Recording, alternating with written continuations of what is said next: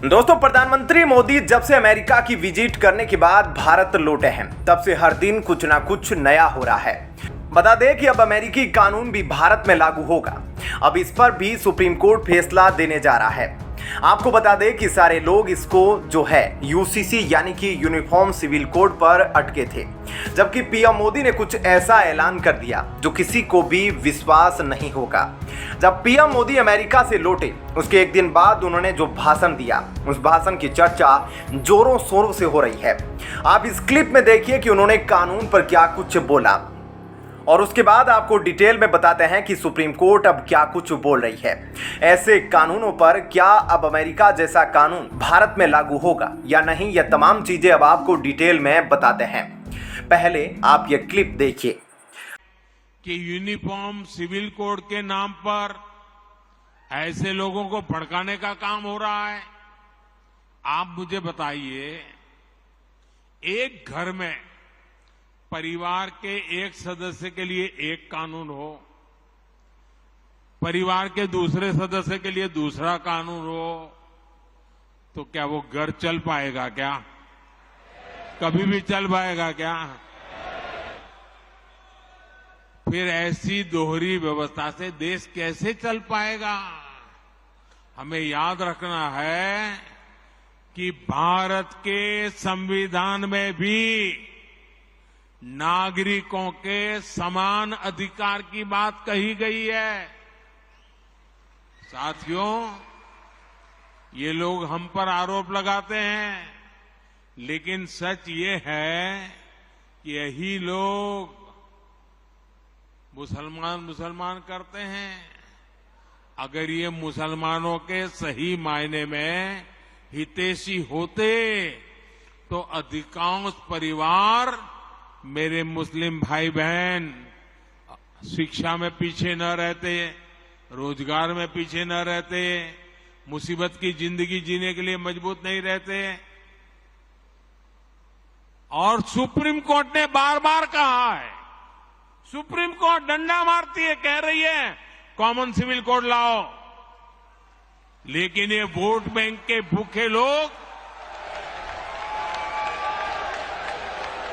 दोस्तों, सुना आपने पीएम मोदी ने इस बारे में क्या कहा। तो आपको बता दें कि लोग संविधान का हवाला तो देते हैं, लेकिन जब इसे मानने की बात आती है तब उनकी हवा निकल जाती है। इसका कारण यह है कि जब संविधान को बनाया गया था तब हर नागरिक के लिए समान कानून होना चाहिए था, लेकिन ऐसा नहीं किया गया। तो हम जिस कानून के हिसाब से चल रहे हैं वह काफी पुराने हो चुके हैं, क्योंकि वह 1860 में बनाए गए थे, यानी कि वह कानून अंग्रेजों के द्वारा बनाए गए थे। उस पर हम लोग आज भी जिंदा है। अब आप सुनिए कि यह वकील भारतीय कानून के बारे में क्या मैं सरकार से निवेदन करता हूं, माननीय प्रधानमंत्री से निवेदन करता हूं, आप इस 1860 की मैकाले द्वारा बनाई गई इंडियन पिनल कोड को कूड़े के डब्बे में फेंकिए। आने वाले संसद सत्र में इसको उठा के फेंक दीजिए, इसको खत्म करिए और अमेरिका के फेडरल पिनल कोड की तर्ज पे एक one nation one penal code लागू करिए। जैसे इसमें 123 चैप्टर हैं, वैसे भारत में आप बनाइए। 123 हो, 130 हो, 140 हो, 150 हो। चूंकि भारत में स्वाभाविक सी बात है, अपराध ज्यादा है, तो हमारे यहाँ जो चैप्टर होगा वो ज्यादा होगा अमेरिका के फेडरल पिनल कोड से। 123 से काम नहीं चलेगा, हो सकता है हमें 150 चैप्टर बनाना पड़े, लेकिन आप वो बनाइए। वकीलों की जिंदगी आसान हो जाएगी, जजों की जिंदगी आसान हो जाएगी, थानेदार तहसीलदार की जिंदगी आसान हो जाएगी, एफआईआर लिखना आसान हो जाएगा। तो दोस्तों, इस देश का जुडिशियल सिस्टम इतना खोखला हो चुका है कि 20-30 सालों तक लंबे केस चलते रहते हैं और फिर आरोपियों को बरी कर दिया जाता है। तारीख पर तारीख मिलती रहती है। जब कोई वकील चाहता है तब फैसला कर दिया जाता है, या जब कोई जज चाहता है तब फैसला सुना दिया जाता है। ऐसे घटिया कानून के बलबूते पर ना तो अपराध खत्म किया जा सकता है, ना ही भ्रष्टाचार खत्म किया जा सकता है, और ना ही घोटालों पर रोक लगाई जा सकती है।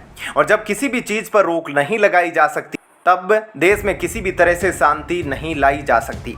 ऐसे में जब सरकार एक देश में कानून की मुहिम छेड़ चुकी है तो क्यों ना लगे हाथ ही 1960 में बने अंग्रेजों के कानून को भी बदल दिया जाए। इन अंग्रेजों के बनाए कानून को आज हम क्यों मान रहे हैं और क्यों ना इन कानूनों को रिफॉर्म करके एक सुलभ कानून बना दिया जाता जिससे कानूनों पर लगाम लगाई जा सके। और ऐसे में अमेरिका के कानून से भारत को सीख लेने की जरूरत है। अमेरिका की तरह ही भारत में भी कानून लागू कर दिए जाने चाहिए ताकि भारत में भी अपराधों को कम किया जा सके, अपराधियों को सबक सिखाया जा सके, क्योंकि ऐसा करने से भारत में न सिर्फ अपराध को रोका जा सकेगा बल्कि अपराधियों पर भी नकेल कसी जा सकेगी और पुराने नियम कानून जो है उनको बदलकर आज के कानून के हिसाब से उनको अमेरिका पीनल कोड की तरह बदल दिया जाना चाहिए। तो ऐसे में दोस्तों इस खबर के बारे में आपकी क्या राय है, हमें कमेंट करके जरूर बताएं। और अब आपको बताते हैं ऐसी ही एक और बड़ी खबर। दोस्तों बकरीद के अवसर पर सबसे ज्यादा बकरे करते हैं वह कटते हैं मक्का मदीना में, या फिर आप यह कह सकते हैं कि मक्का मदीना के आसपास। लेकिन हर किसी को यह जानने की इच्छा रहती है कि आखिर मक्का मदीना में हिंदुओं का जाना क्यों अलाउड नहीं है। एक हिंदू शख्स जरूर जानना चाहता है कि क्यों अलाउड नहीं है और यही जानने के लिए एक हिंदू शख्स वहां पर पहुंचता है और क्या कांड होता है अब आपको विस्तार से बताते हैं कि कैसे केरला का एक शख्स रमेश जो कि हिंदू था वह मक्का मदीना पहुंचा और उसने क्या कुछ किया, यह सब कुछ आपको अब डिटेल में बताते हैं। दरअसल रमेश नाम का एक व्यक्ति था और जब वह 10 साल का हुआ तब से ही वह यह सोचता था कि आखिर मक्का मस्जिद में ऐसा क्या है कि वहां पर गैर मुस्लिम यानी कि हिंदुओं को या फिर किसी भी धर्म के लोग को जाना मना है। वह पहुंच गया वहां और सऊदी अरब में रहने लगा और सऊदी अरब में रहते रहते उसे वहां पर काम भी मिला, लेकिन उसकी दोस्ती हो गई एक मुस्लिम शख्स से। लेकिन उस दोस्ती के बाद जो कुछ भी हुआ दोस्तों वह सबके होश उड़ा देगा। दरअसल हुआ क्या कि वह मुस्लिम धर्म अपनाने लगा और उसकी चाहत यह थी कि चाहे जो भी हो वह मक्का मस्जिद पहुंचेगा और वहां पर सब कुछ पता लगाएगा कि आखिर वहां पर होता क्या है। और वही हुआ, आखिर उसकी चाहत पूरी हुई और वह पहुंच गया वहां पर और फिर उसने अपना धर्म बदल लिया।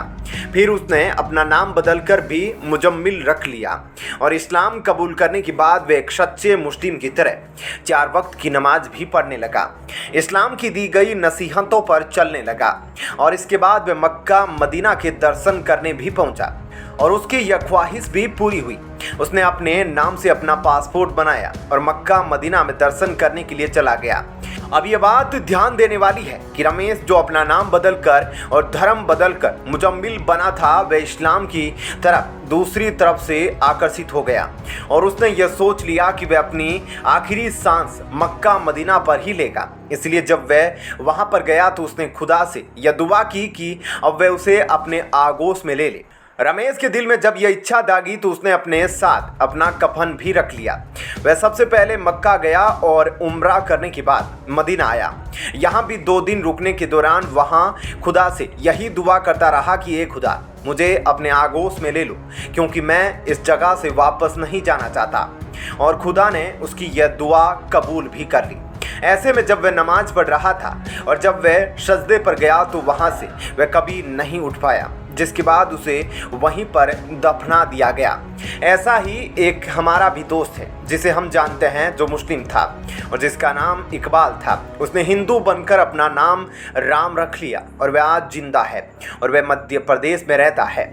और दोस्तों रमेश के नाम के उस व्यक्ति की अगर बात करें जो मक्का मदीना में गया था, उसने मक्का मस्जिद में जो एक चीज पता की वह यह थी कि दोस्तों कुछ छुपी हुई चीज थी जिसे ढक कर रखा गया था और वह हिंदू से लिंक था। अब इसका पूरा खुलासा कब होगा यह तो जब होगा वह हम आपको जरूर बताएंगे और ऐसी ही वीडियो देखने के लिए आप चैनल को जरूर सब्सक्राइब कर लीजिएगा।